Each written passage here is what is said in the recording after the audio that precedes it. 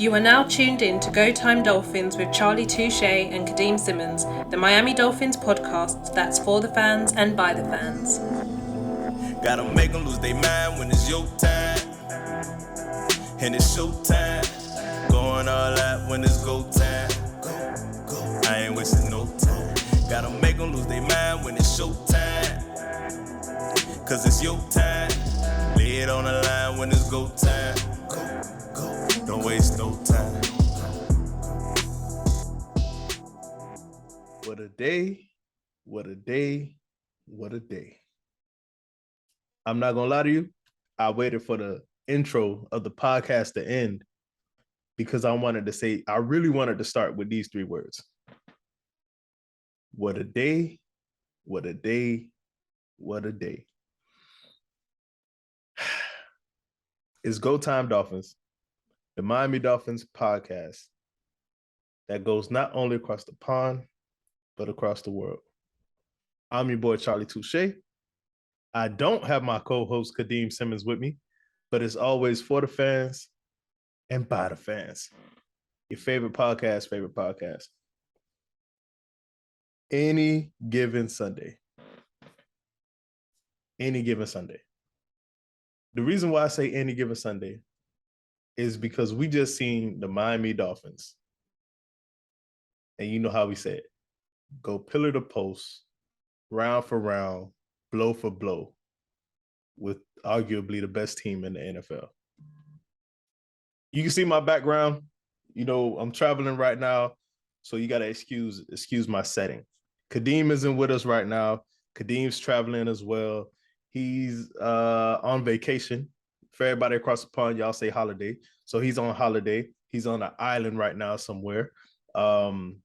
Yeah, live it up, bro. But the Miami Dolphins, if you had the Miami Dolphins scoring 31 points and losing by 3 points to Buffalo in the playoffs on your bingo card, please turn it into the counter and collect. I ain't have it. I ain't even gonna lie to you. I ain't have it like that. But I gotta say this. Any given Sunday. And this is why you've heard on this podcast, we just got to make it to the dance. Sherrod Steve says it. You just got to make it to the dance.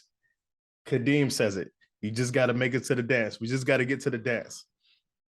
I say it all the time. But what's that Jason Derulo song? Let me take you dancing. Bruh, just got to get to the dance. And we got to the dance, and anything can happen. Lost by 3 points. I'm be real with you. Unless you thought this team was going to the Super Bowl this year, unless you thought the Dolphins were going to the Super Bowl this season, this was the best possible loss we could have had. And I know it doesn't even come out right. I know it doesn't sound right. But hear me out. This is the best possible loss the Dolphins could have had if we didn't win the Super Bowl. You had a third-string quarterback starting, a 50% left tackle. Terron Armstead got like 7 injuries right now, playing at 50 to 60%. But he's the best left tackle on the team, and the 60% left tackle Terron Armstead is the best we got at left tackle. Right tackle is not Robert Hunt's natural position. Robert Jones is a right tackle. He's playing right guard. Then you have somebody named Cotton. And I don't even know dog first name. My bad. Cotton started left guard. No Raheem Mostert. No Nick Needham. No Byron Jones. No Brandon Jones. Who else we got? Obviously, I said no starting quarterback. And you went round for round, blow for blow, from pillar to post with the Buffalo Bills. The reason we say you just got to get to the dance is because this team is so young, no playoff experience. What happens is this loss is going to live in them for the next who knows how long. And it's going to motivate them the next time they go to camp. They're going to be like, yo, we were this close. We were this close. Look what we did. We didn't lay down. For everybody who thought Mike McDaniel was going to get fired, that's out the window, Holmes. The team never quit, never gave up on them, never got smacked around this year. Never. Not one time. No matter how many injuries we've had this year, not one time did this team give up or did Coach McDaniel, quote unquote, lose the locker room. Not one time. But the opposite. The team put up a fight. These boys fought. I'm talking about, I cannot tell you how proud I am of the Miami Dolphins. And I know more victories shouldn't be a thing. And I'm gonna be real with you. I'm not a participation trophy type of person. I think y'all know that already. I'm not a participation trophy type of person. However, this is the best possible loss we could have had.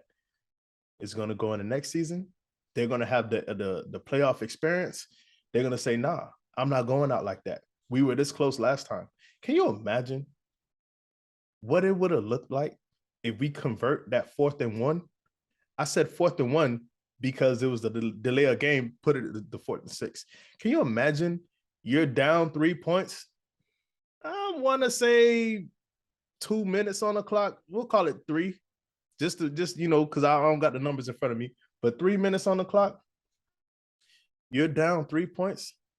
Jason Sanders went vintage. Jason Sanders. Well, I don't know if that's vintage, but Dog was solid for us at like the way we needed him to be. Excuse me. All you needed, and I can't remember where we were on the field on 4th and 1. It was around the 50. So I'm gonna say all you needed was about 15 more yards to get in field goal range, and then ain't no telling what overtime looks like. That's field goal range. 3 minutes on the clock. All you needed was 1 yard, get a first down, mess around, and we put a touchdown on the board. I don't like it. I ain't gonna lie. I didn't like us scoring the touchdown. I doubt we would have scored a touchdown, but there's no telling. I doubted we would score 31 points. So listen, mess around, and we would have scored a touchdown with 1.5 minutes on the clock. And we're up 3 points against Buffalo in Buffalo.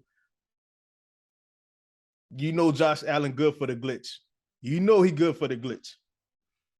Can you imagine the pressure? The 13.5 point underdog is up 3 points with 1.5 minutes left. Remember that question we had on Go Time Dolphins? Kadeem, shout out to Kadeem. My dog ain't here right now. But Kadeem, what do you want on what would you rather prefer? Down 4 with 2 minutes left and your offense on the field, or up 3 with 2 minutes left and your defense on the field? We almost had that question. We almost had that answer. We almost had it. Almost doesn't count. I'm be real. We'll never know. Y'all know I'm as authentic as it gets. Y'all know that. I'm be real with you. When the game started, I was just sitting there, zero expectations. I thought we wouldn't even cover the 13.5. That's I'm be real with you. Did not even think we would cover the 13.5. What were we down? 14 or 17? We could have been down 17 zip. Could have been 17 zip.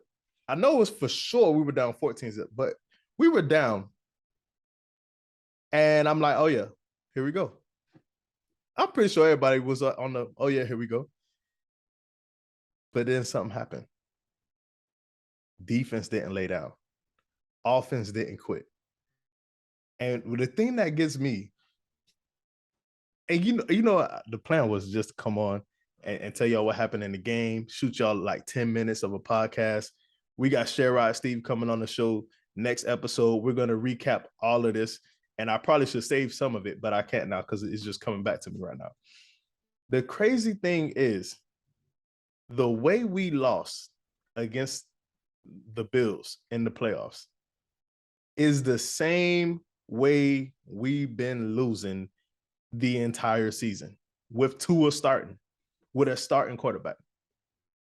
Penalties, drop passes, and Coach McDaniel tripping when it comes to the offensive operation, getting the plays in on time. The same exact way we've been losing in the season is the same exact way we lost in the playoffs with a third string quarterback. Y'all know how I said. Quarterback gets too much of the blame and too much of the credit. So when Tua loses a game, or when we lose a game and have Tua, he gets, we need to move away from Tua.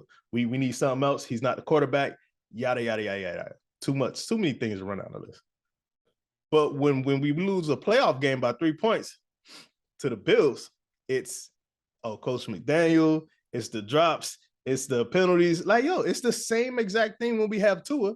It's just like, I do believe Tua has a way of masking our deficiencies.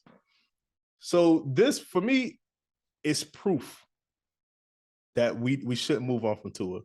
We shouldn't move on from Coach McDaniel. We shouldn't move on from Chris Greer. And here goes the curveball.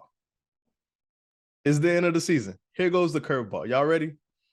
It's the end of the season. I got to make a decision. We have a platform, Go Time Dolphins, the Miami Dolphins podcast that goes not only across the pond, but across the world. For the fans, by the fans, favorite podcast.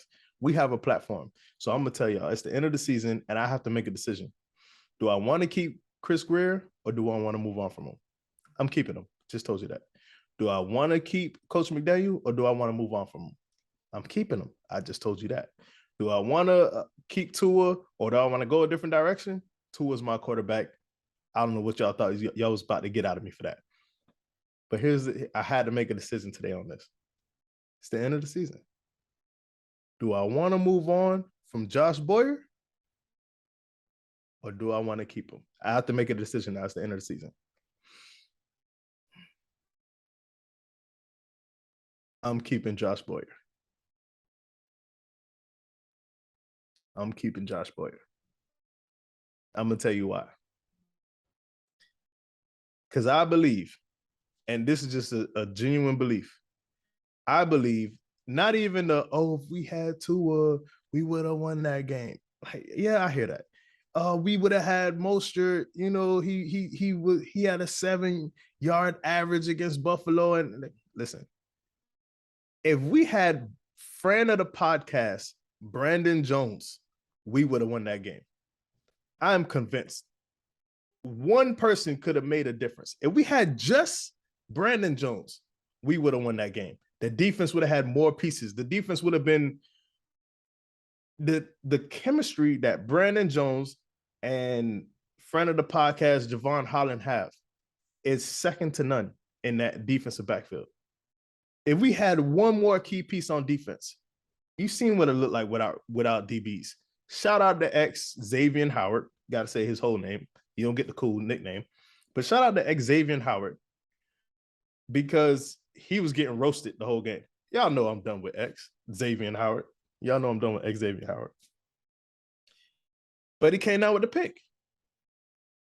The same, bro, the way X played was, in essence, the way the whole team played the whole season. X was getting beat, never gave up, came down with a pick when we needed it. The team went on losing streaks. The team went on winning streaks. The team went on losing streaks, came away with a W when we needed it. Never quit. These boys never quit. And I'm so proud. I can't even lie to you. I'm proud of my team. I'm proud of the Dolphins. I'm gonna be real with you. We're in striking distance. Striking distance. Any given Sunday, you seen what Jacksonville did on Saturday. You seen what Baltimore did against Cincinnati. Took it down to the last snap. Dolphins took it down to the last snap. All you got to do is get in the dance. And you telling me, let's be real. This is not an excuse, but let's be honest. There is no other team in the playoffs that has more injuries than the Miami Dolphins. Not an excuse. Not an excuse. Just facts. No other team is as banged up as the Miami Dolphins in the playoffs. And look what we did. We're in striking distance. Striking distance. So that's why I'm keeping Josh Boyer. This is going to be the first season in Tua Ningamanu Olipola Tungavailoa's career that he has a returning offensive system. The OC is returning for the first time ever in Tua's career. It takes a year to learn the offense. It takes an entire season to install the actual offense and to be comfortable with the offense. And this is the first time in his career, 4 years in now, that he'll have a returning offensive coordinator and the same offensive system. No more new verbiage. Let's do it. You've been in here, you're comfortable.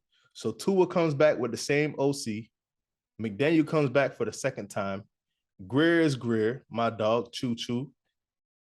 Why switch it up now with Boyer? You see what I'm saying? Like, we're striking distance. We're in striking distance. No need to switch it up now. Let's not switch it up right now. That's my opinion. I don't want to switch it up no more. I thought I was out on Boyer. I'm be real. Every single day, I was flip-flopping on Boyer. Like, I don't know. Boyer ain't it. Well, Boyer ain't got pieces. Oh, we got to move on for Boyer. Well, Boyer ain't got pieces. Bro, I can't get on OCs and Tua for playing with practice squad players and then not get on Boyer or not give Boyer the credit for still winning with I don't even know some of these boys' names on defense. Straight up. So I'm bringing the whole nucleus back. They won me over. Well, we have the nucleus. Nucleus is coming back, but I'm keeping the band together. And let's think about it. Chris Greer, GM. If he brings back everyone, which I believe he is, except Boyer, I think Boyer is a question mark. It's putting his job on the line. So this isn't like a friend thing. This isn't like a popularity contest. This isn't like, let my homeboy keep a job. That's not even his homeboy. He want to win. I just want to win. That's it. And what increases my chances of winning? Going with a new DC when we're this close? Y'all got to believe we're close. Striking distance. Y'all just seen it any given Sunday. So I don't want to switch out DCs right now. I understand we're disgruntled with Boyer. I understand that. But he didn't have all this. He didn't have not even all this. He didn't have none of his speed. You need the corners in his scheme. And thanks to Kader Kohu, he has a corner and a half. He has Xavier Howard and Kader Kohu. You know what I'm saying? So now next year, you got to imagine he'll have 2 corners, 3 safeties, and a D line. Like, bro, I gotta give it to Boyer. Now, when I say give it to him, I mean I got to give him the second chance, another chance. Got to. Everybody getting on Skylar Thompson. Oh, he's not it. Oh, we picked the wrong guy. Yeah, we did pick. I ain't gonna lie. We picked the wrong 7th-round quarterback. But that game was not on Skylar Thompson. Not even a little bit. Skylar Thompson is like 7th on the list of things why we didn't win the game. Skylar Thompson is not at the top of the list. If I'm being real with you, if we're assigning responsibility on why or how we lost the game, I don't want to call it blame, but at the top of the list is Coach McDaniel. We lost this game because of coaching. That's it. Like, bro, get the play in on time. Now, it's come out that the reason we had a 4th down and the clock reset, they reset the clock. They gave us a whole 40 new seconds. New 40 seconds. They gave us a whole new 40 seconds. Reset the clock, and we still got to delay a game. Bruh.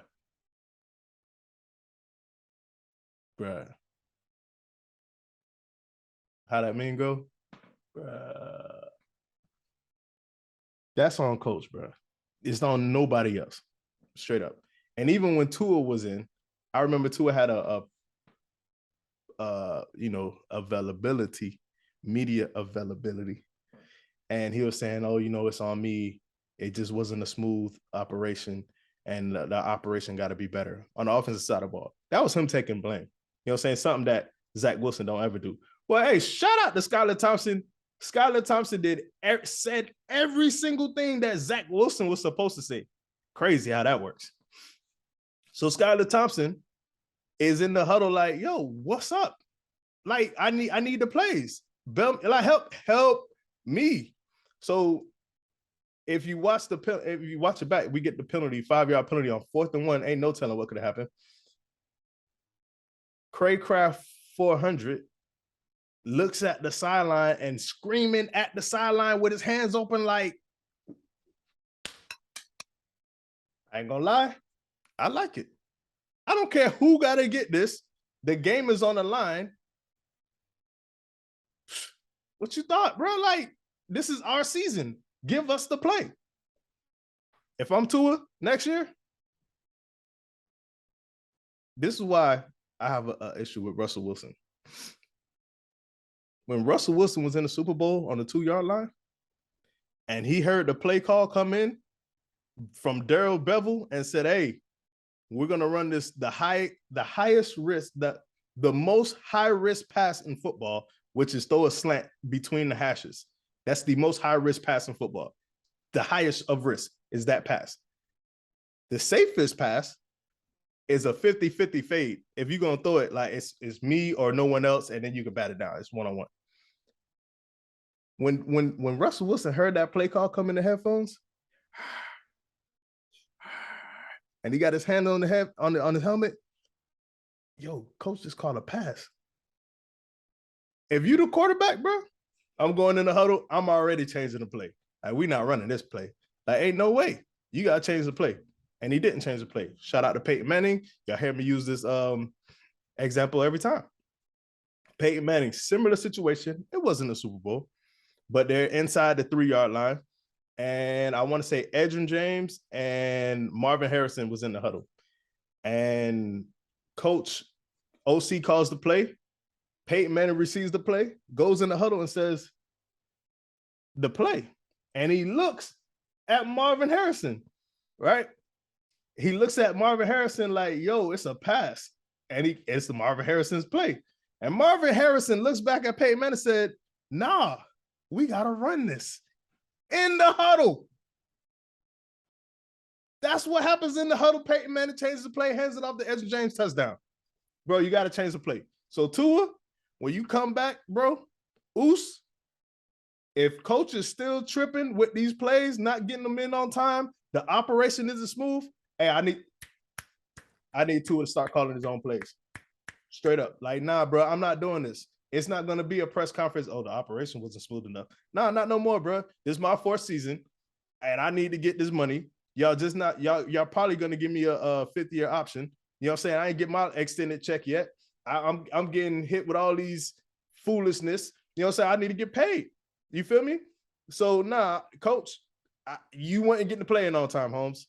So he's at the top of the list. Let's go back to the list. Before we even get to Skylar Thompson, coach is at the top of the list.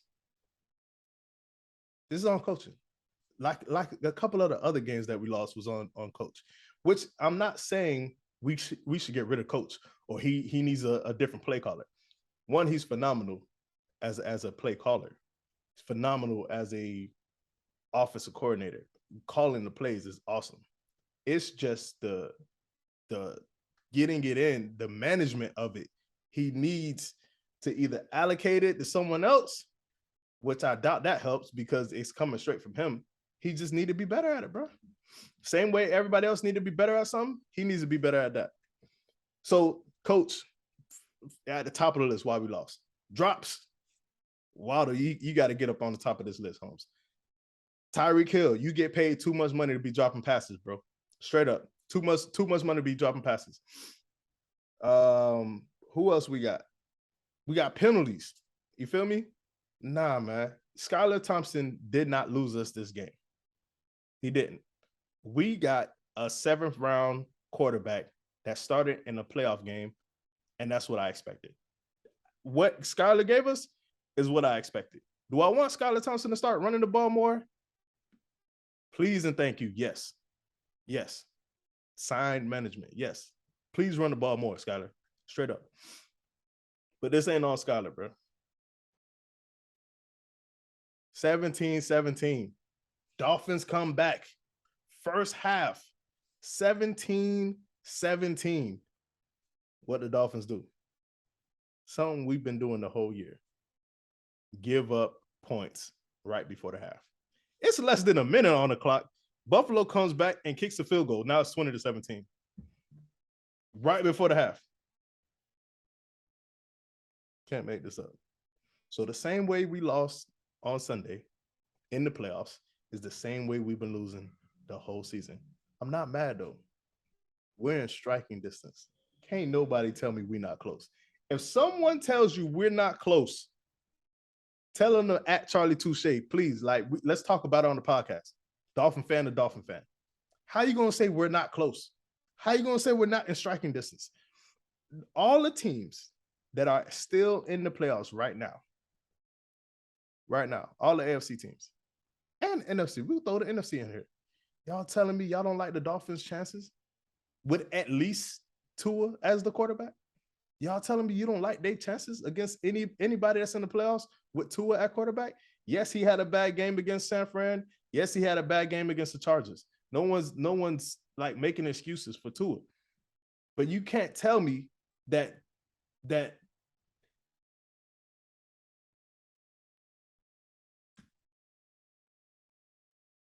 quarterback ranking episode is on the way, by the way. It's happening. Now, Sherrod Steve's going to come on the podcast this week. It's not going to be the quarterback ranking episode. We'll wait for Kadeem to come back from his 3-hour tour. And we'll have the quarterback ranking after the Super Bowl. But you can't tell me that Tua is not a top 10 quarterback. Top 10, I said. Top 10. I believe he's a top 5. But we'll get in that discussion. So you not telling me with Tua at quarterback, we're not a better team. Yes, we're a better team. But not only that, we won't compete with some of these playoff teams. That's the issue, man. That's the issue. 2-point conversion, score a touchdown before the half. All the momentum's on our side. 17-17, everybody's believing. Don't stop believing. Boy, so you're telling me there's a chance any given Sunday?